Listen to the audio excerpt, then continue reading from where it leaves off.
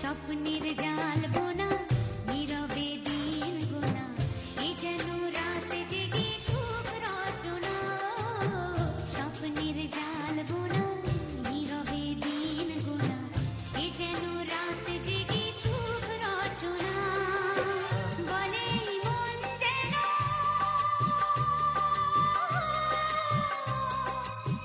বলে মন যেন আনমনার কেন দূরে থাকার সান্ত্বনা হয় তুমি শুধু সেই একজনা হয় তুমি শুধু সেই একজনা যার কথা মুখে আসে যার ছবি চোখে ভাসে মনে মনে যার বন্দনা হয় তুমি শুধু সেই একজনা হয় তুমি শুধু সেই একজনা তুমি শুধু সেই একজনা হয় তুমি শুধু সেই একজনা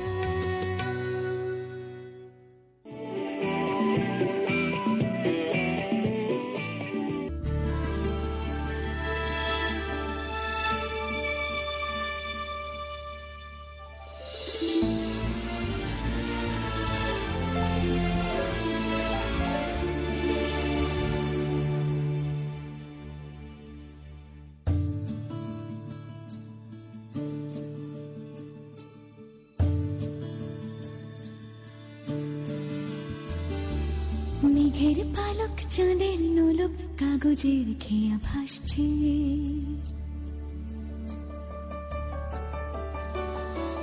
মেঘের পালক চাঁদের নোলক কাগজের খেয়া ভাসছে, বুক থুক বুক চাঁদ পানা মুখ চিলে কোঠা থেকে হাসছে, মেঘের বাড়িতে ভেজা ভেজা পায় তাথই বর্ষা, কাক ভেজা মন জল থই থই রাতের হলো ফর্সা, আমি তুমি আজ একাকার হয়ে মিশেছি আলোর বৃত্তে, মম চিত্তে নীতি নৃত্যে কে যে নাচে, মেঘের পালক চাঁদের নোলক কাগজের খেয়া ভাসছে।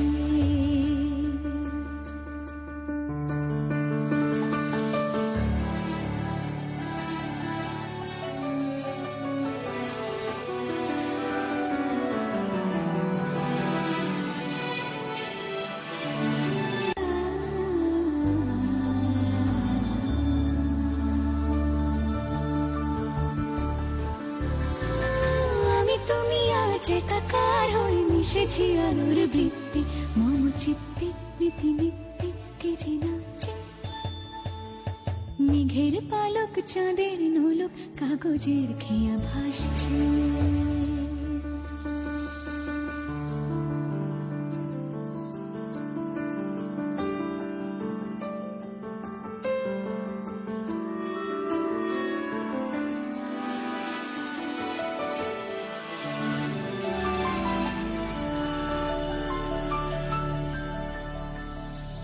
রঙের দোয়াতে আঁকি বুকি ভোর এলোমেলো খড়ি কাটছে, দিন পাল্টায় আলো আলতায় দুটো মন আজ হাঁটছে, যত অলি গলি অকলি বিকলি পথ চলা কদ্দূর, আগুনের আছে আনাচে কানাচে তুমি আর আমি রোদ্দুর, তুমি আমি তিন সত্যি হয়ে বাকি সব আজ মিথ্যে, মম চিত্তে নৃত্যে নাচে, মেঘের পালক চাঁদের নলক কাগজের খেয়া ভাসছে, মেঘের পালক চাঁদের নলক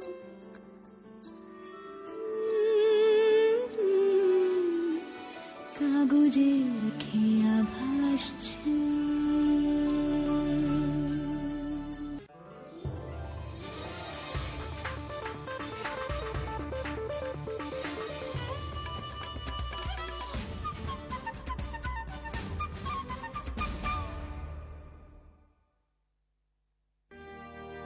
What makes us so different?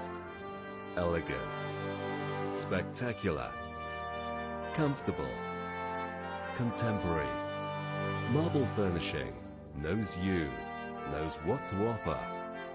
Marble Furnishing, quality, choice, value. 23 to 29 Dodd Street, London E14 7ET. Telephone 0207 515 0101. আমরা সপ্তম অ্যানিভার্সারি উদযাপন করছি আকর্ষণীয় অফার নিয়ে এসে। নিজের মনোরঞ্জন করুন ঝলমলে ডায়মন্ড আর পোলকি জুয়েলারি দিয়ে, সঙ্গে রুদ্ধশ্বাস 50% ছাড়, প্লাস প্রতিটি কেনাকাটার উপরে পান 10% ক্যাশব্যাক ভাউচার। পুরনো সোনার গয়না এক্সচেঞ্জ করে 0% ডিডাকশনে পেয়ে যান একেবারে নতুন সোনার গয়না। আমাদের গ্র্যান্ড সেলিব্রেশনের এই সুযোগ হারাবেন না। Jaya Lucas, the world's favourite jeweller. আপনি কি লাইসেন্স রেস্টুরেন্ট বা অফ লাইসেন্স ম্যানেজ করতে আগ্রহী? যদি তাই হয় তবে আইনত আপনার প্রয়োজন পার্সোনাল লাইসেন্স। আমরা personal licence courses, food hygiene courses, hazard analysis courses করিয়ে থাকি। এছাড়াও আমরা প্রেমিসিস লাইসেন্স প্রসেসিং ও হ্যাজার্ড অ্যানালাইসিস কনসালটেন্সি করে থাকি। বিস্তারিত তথ্যের জন্য যোগাযোগ করুন Mostaq Ahmed, clear view resources limited, 67 Brick Lane, second floor, London E1। Phone 0207 375 2900, mobile 07984 109046। হতাশ? সিটিজেনশিপ আইন পরিবর্তন ও কঠিন হচ্ছে। আপনি কিভাবে পাশ করবেন? ইস্ট লন্ডনে আপনার পাশে ইসল ফর ব্রিটিশ সিটিজেনশিপ এবং life in the UK course. আপনার দরকার সহজেই পাশ করা এবং বাস্তবে কিছু শেখা। হ্যামলেট ট্রেনিং সেন্টার, 2 সপ্তাহে certificate. I have 20 years teaching experience in UK colleges and abroad. If you truly want to learn English, I'll help you. পাশ না করা পর্যন্ত training. For quality courses and affordable price, come and visit us. Call 020-7377-2120. October 31st at Cardiff's prestigious City Hall, the Asian Food Awards 2013 in association with caterersdepot.com. Recognising the industry's hidden talents across Wales and the West, the Asian Food Awards will soon be celebrating culinary achievements from all four corners of the UK. An evening of celebration and entertainment. Don't miss out. Get yourself nominated, be a part of the Asian Food Awards, and book your tickets now on theasianfoodawards.com. If you want to have the best spring rolls, then look no further. Buy Quality Bites spring rolls today.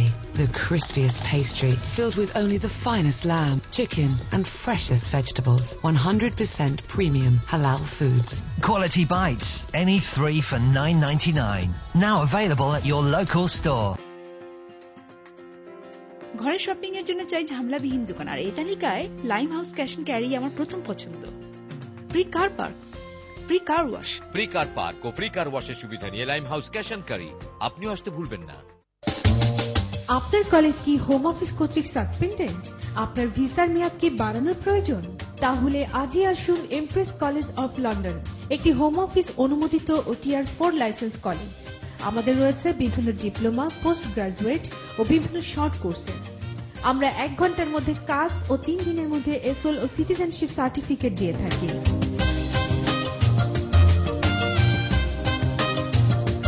Empress college of London, 639 to 643 Romford Road, Manor Park, London, E12 5AD. Phone 0208 617 3288.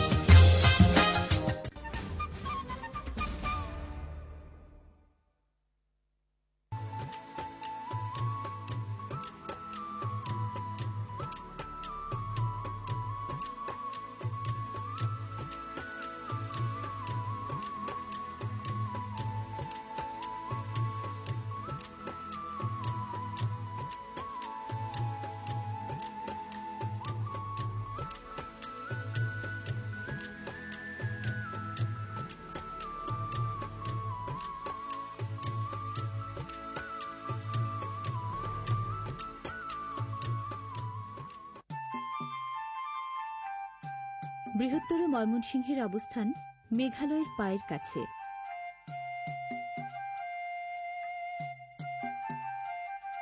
কয়েকশো বছর আগে এখানে বসতি গড়েছে হাজং নৃগোষ্ঠীর মানুষেরা।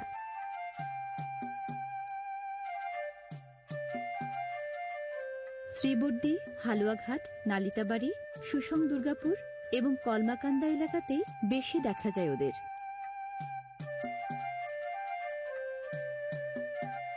হাজংরা মঙ্গোলীয় জাতিধারার কাছারি গোষ্ঠীর উত্তর প্রজন্ম। ব্যায়াবছড়ি এবং পরমার্থী এই দুটি গোত্রে বিভক্ত ওরা। হাজং জীবনধারার মূল বৈশিষ্ট্য সরলতা, সততা আর আতিথেয়তা।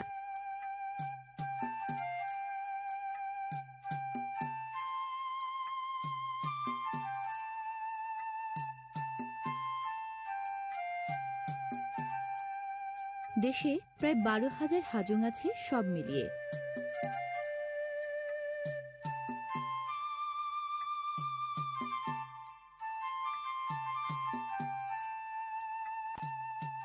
ভাত ওদের প্রধান খাবার বলে ধানটাই বেশি ফলায় কৃষিজীবী হাজংরা।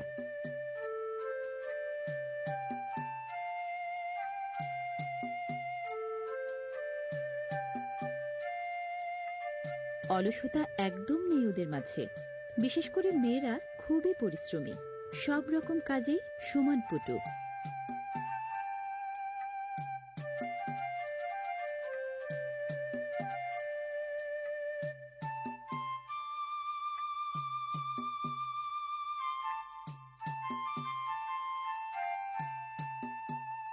ঘরদোর দেখলেই বোঝা যায় খুব পরিষ্কার পরিচ্ছন্ন ওদের গার্হস্থ্য জীবন।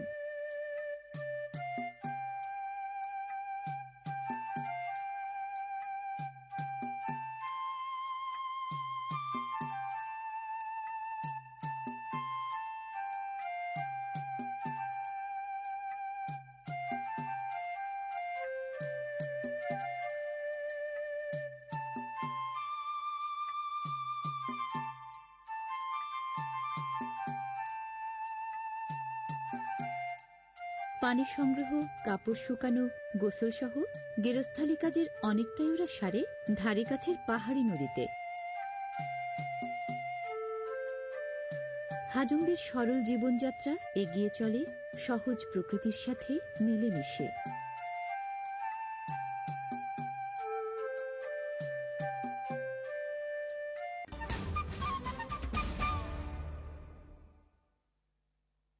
দুটো চা দে। এত দেশ দেশ করে কি হবে? দেশ আমাকে কি দিয়েছে? দেশ আমাকে খাওয়ায় না পড়ায়? আর দেশের কথা ভাবার বহু লোক আছে। শোনেন, ওসব দেশের চিন্তা মাথা থেকে ছেড়ে ফেলুন, আরামে থাকবেন। আছি না, যেই না দেশ তার আবার ঋণ, যত সব ফালতু সেন্টিমেন্ট। এই জন্যই দেশ। এত মা মা করে কি হবে? মা আপনাকে কি দিয়েছে? মা আপনাকে খাওয়ায় না পড়ায়? আর মাকে নিয়ে ভাবার বহু লোক আছে। শোনেন, এসব মায়ের চিন্তা মাথা থেকে ঝেড়ে ফেলেন, আরামে থাকবেন। আছেন না, যেই না মা তার আবার ঋণ, যত সব ফালতু সেন্টিমেন্ট। মাকে নিয়ে একটা কথাও বলবেন না, সাবধান। আপনিই তো বললেন। মানে দেশটা মা না? 40 বছরের সামনে দাঁড়িয়ে আসুন একটু বদলাই, দেশটাকে মায়ের মতোই ভালোবাসে।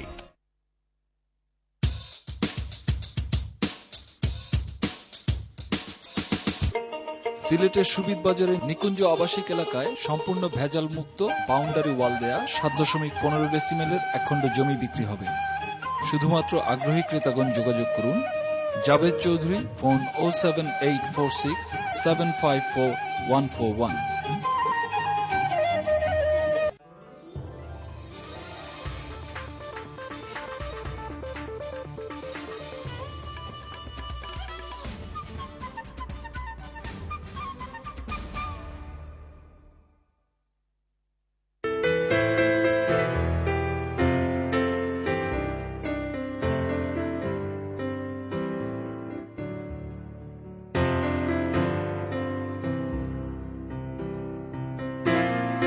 প্রিয় দর্শক, আপনাদের সবাইকে স্বাগত জানাচ্ছি আমাদের বিশেষ মুক্ত সংলাপ অনুষ্ঠানে। আজকের এই অনুষ্ঠানে আমরা স্টুডিওতে আমন্ত্রণ জানিয়েছি দুজন অতিথিকে। আমি শুরুতেই তাদের সঙ্গে আপনাদেরকে পরিচয় করিয়ে দিতে চাই। আমার হাতের বাঁ দিকে আছেন মোহাম্মদ আব্দুর রহমান চৌধুরী, যিনি সহসভাপতির দায়িত্ব পালন করছেন সিলেট জেলা জাতীয় পার্টি এবং অ্যাডভোকেট বাংলাদেশ সুপ্রিম কোর্ট। আমার হাতের ডান দিকে আছেন ব্যারিস্টার মোহাম্মদ ইকবাল হোসেন, যিনি জাতীয়তাবাদী আইনজীবী ফোরাম যুক্তরাজ্য শাখার শীর্ষ নেতাদের একজন এবং বিএনপি রাজনীতির সঙ্গে সক্রিয়ভাবে যুক্ত রয়েছেন। আমি শুরুতেই আব্দুর রহমান চৌধুরী, আপনি বাংলাদেশ থেকে এসছেন, বাংলাদেশের রাজনীতির খবর বোধ করি আপনি আমাদের চেয়ে অনেক ভালো রাখেন। সেই সাম্প্রতিক ইস্যুগুলোতে যাবার আগে আপনার কাছে প্রথমেই জানতে চাইব যে আপনারা মহাজোটে আছেন। মহাজোট সরকারের বিরুদ্ধে দুর্নীতি থেকে শুরু করে সন্ত্রাস বহুবিধ অভিযোগ রয়েছে, অনেক আর্থিক কেলেঙ্কারির অভিযোগ রয়েছে। এই কেলেঙ্কারি বা এই অভিযোগ বা এই বিষয়গুলোর দায় দায়িত্ব জাতীয় পার্টি কতটুকু নেবে? আপনারা তো সরকারের শরিক, আপনাদের একজন মন্ত্রীও রয়েছেন, যদি একটু বলেন। জি, ধন্যবাদ বুলবুল ভাই। আমি প্রথমেই দর্শক শ্রোতাদেরকে আমি অভিনন্দন জানাচ্ছি, আর আমি এটিএন কর্তৃপক্ষ এবং কলাকুশলী সহ যারা আছেন সবাইকে আমি ধন্যবাদ জানাচ্ছি এজন্যই যে আমাকে এখানে এনে কথা বলার সুযোগ দিয়েছেন বলে। আপনি যে কথাটি বলছেন আমরা মহাজোটের অংশীদার, তা ঠিকই আছে, আমরা মহাজোটের অংশীদার আছি, এখনো আছি। তো মহাজোটের যে সকল কর্মকাণ্ড এককভাবে কিন্তু আওয়ামী লীগ যে সংগঠন সেই দায় দায়িত্ব নিচ্ছে। কারণ কি জানেন, মহাজোটের অংশীদার আমরা হওয়া সত্ত্বেও আমাদেরকে অনেক কাজে ওনারা আমাদেরকে সম্পৃক্ত করছেন না। তো যে কারণে আমরা সব দায় দায়িত্ব যে নিব সেটা আমাদের জাতীয় পার্টির চেয়ারম্যান হুসেইন মোহাম্মদ এরশাদ সাহেব সেটাও বলে দিয়েছেন, আপনারা শুনেছেন। আর তাছাড়া মহাজোট যে সব খারাপ কাজ করছে তা না, এর মধ্যে ভালো কাজও কিন্তু করছে। ভালো কাজে যাবার আগে you are part of the team. একটা দলের সদস্য হলে তো পুরো দলের যে রেসপন্সিবিলিটি, দায় দায়িত্ব, সুনাম দুর্নাম সবকিছু কিছু কিছু নিতে হয়। আপনারা ঠিক কতটুকু পর্যন্ত মনে করেন যে সেটি আপনারা হজম করতে পারবেন? না, আমরা আমাদের মহাজোট সরকার যে ভালো কাজ যেগুলো করছে, না ভালো কাজের বিষয়ে পরে আসবো। ধরেন পদ্মা সেতু ইস্যু, সেটা তো একটা স্পষ্টতই একটি ব্যর্থতা। আপনাদের নির্বাচনের অঙ্গীকার ছিল, মহাজোট একসঙ্গে আপনারা বলেছেন, অনেক প্রতিশ্রুতি দিয়েছেন জনগণকে, ইটস পার্ট অফ দ্যাট, ম্যানিফেস্টোর মধ্যে রয়েছে। তো সেটির শেষ করা দূরে থাক, শুরু পর্যন্ত হলো না, এটা তো একটা বড় ধরনের ব্যর্থতা। দুর্নীতির বিষয়ে আমি পরে আসছি। সেই ব্যর্থতার জন্য আপনারা কতটুকু ভোকাল হয়েছেন, কতটুকু সরকারকে প্রেসারাইজ করতে পেরেছেন? আমরা সরকারকে প্রেসার দিচ্ছি। আমরা যে কোনো ভাবেই হোক আমরা সরকারকে সবসময় বলছি যে খারাপ গুলো পরিহার করার জন্য। আর যে সমস্ত মন্ত্রী এমপি আছেন যাদের বিরুদ্ধে ইলিগেশন আছে তাদেরকে বাদ দেওয়ার জন্য আমরাও বলছি বারবার, এবং খারাপ দিকগুলো যাতে আর না ঘটে সেজন্য আমরা বারবার মহাজোট সরকারকে বলছি। এখন ঘটনা হচ্ছে কি, এখন সরকার যদি আওয়ামী লীগ সরকার বলেন আর মহাজোট সরকার বলেন আমাদের জাতীয় পার্টির কথা যদি না শুনে আমরা তো কিছু করার নেই। কিন্তু আমরা বারবারই বলছি আসলে কি কিছু করার নেই? আপনারা তো মহাজোট থেকে বেরিয়ে যেতে পারেন।